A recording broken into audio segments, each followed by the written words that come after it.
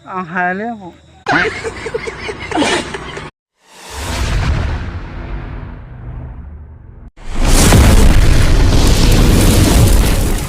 मा खबर रायजोफोर आयु मा खबर जाखो खबरथाय बाहालासै आरो खियासै हेलौ रायजोफोर अन्नानै साबस्क्राइब रावबो दा खालाम फाग्ला फाग्ला बुंहरानोलाय खालामाबो जायो भिडिअल' नायग्राजा नोंथांमोना थौदो बिदिब्ला दिनैनि दामा दामि दाम बुरबक आं कन्टेन्टखौ सुरु खालामलांनोसै दारि गैयाबाबो साफ्रेबाय आं करेक्ट बाथ्रा बुंदों नों बिदिब्ला दिनैनि ब्लगखौ स्टार्ट खालामसै न बिदि दासान आं दुगैग्रोनांगोन नै अबस्थाखौ नुखायाखै नोंसोरो दा बोरैबा गेसाव मोनामैबा नोंसिनिथिंजायबो नायनो बागोन ना ओंखायनो दुगैग्रोना थाथ' दसे थाथ' 10 मिनिट 10 मिनिट थाथ' 10 मिनिट थाथ' 10 मिनिटआव दसेनो जायो आंना ओरै खोबलाय लुबैलाय जागोन नै 10 मिनिट दुगैखांबाय मोनालायबाय नै लाइट फोजोंनानैसो भिडिअ खालायगासिनो आं मिथिखादों दा दिनै मानि थाखाय एसे गाननायफोरा नै बिदिबो दिनैनि भिडिअखौ एबारनिफ्राय स्टार्ट खालायनोसै चलो बेखौ जौआनो खालामदों साला हाखादों दा नै मानोना दिनै लोखि फुजा दङ लोखि फुजा नारेंखल जिनखांबाय आं दानि एबार जुमब्रा जिननि जुमब्रा वाव समायनाथार माथो मोजांथार जुमब्रा जिननि ओरैजाय लोखि फुजा दं हरावसो आरोना हराव ओंखायनो दासो रेडि खालामगासिनो दं मोनाबाय बोथोराथ' ओरैजायनि नायलांफा दा बिदिबा आं दानलांनि जुमरा कटिंग करेगा मैं अभी जुमरा उसको क्या बोलते हैं हिंदी में पता नहीं लेकिन बोर्डो में तो जुमरा ही बोलते हैं उसको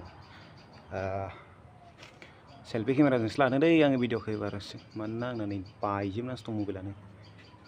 सेल्फिथिं पुरा टेम्पार बायजोबनानै दं दाखालि गोलैनानै प्रग्रामाव दानलांनि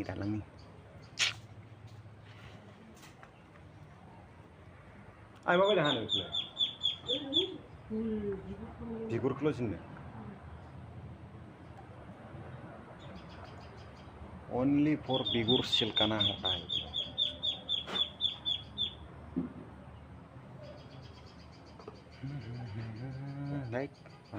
एसे साफा जाबाय आरो खावसे दं नै बिथिंजायनो दंबावो आरो जाजोब्बाय 70% जाबाय 30% दंबावो दा बिगुर जिननो गोनां फुजायाबो रेडि जासिगोन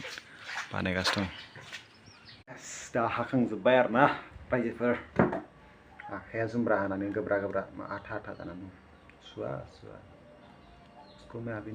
नहीं धोएंगे होनदो खोनानो मोन्दों गामिनि मन्दिर गिदिराव जोंना दिनै मा होनो फुजा गिदिर दं आरो ना बे दा थांनाय जाबा थांनोसै थांनो लुगैबा थांसै थांनो गोसो गैयाबा न'आवनो उन्दुनानै थानोसै ना मा होनो रायजोफोर थांनांगौ ना थांनाङा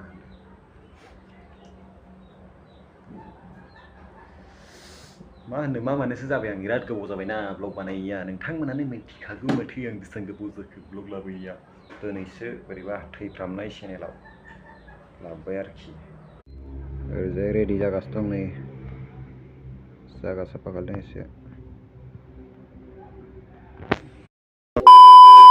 1 hour later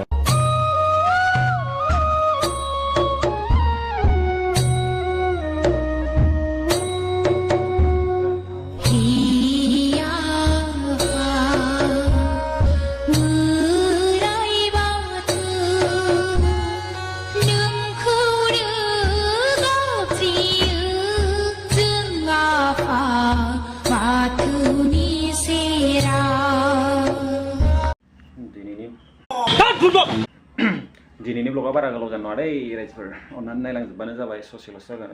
5 मिनिटसोबो जानो नङा नायलांजोबबानो जाबाय अन्नानै लोगोसे मोजां मोनबा लाइक कमेन्ट होना गालांदो साबस्क्राइब खालायदोब्रा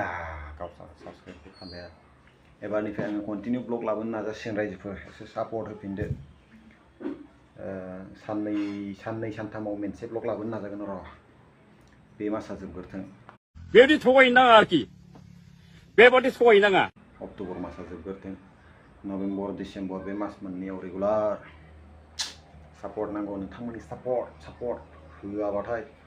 मबाइलनिफ्राय गोरै ओंखारलांनानै बुनानै फैगोन आं नोंसोरखौ मा बखिलाबायदोंलाय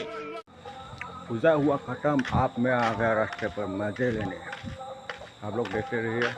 कुछ दिखाई नहीं दे रहा है मोद्ला मोद्लिब्रा बेलाय दलद थानायखौ मिथिया नामा आबौ सिमांसो नै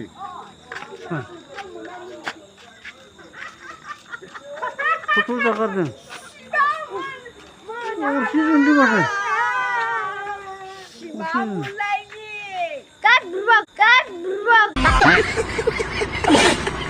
मा होननांगौ जाखो Mama खालायनायखौ नङा ना भिडिअ नों नुवालै आयौ सना मा होननांगौ होनदों बिरानि खोथाखौ बुङालै आं माने नायनोसो बुस्थुखौ मा जिनिस नंनानै फुजानि खोथा होननांगौ नोंसो फुजानि खोथा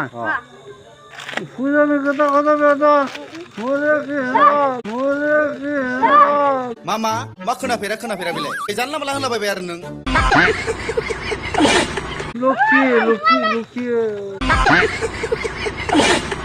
लखि गारजा फुजासो नालाय फाग्ला बुंहरानोलाय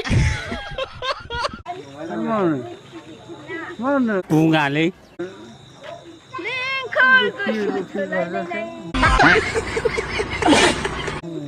लखि गारजा फुजासो नालाय मा होननांगौ जाखो 80 लाख कोटी डॉलर का डिगर जाबाय लखि गारजा राम कृष्ण बे फाग्ला बिदिजों जायो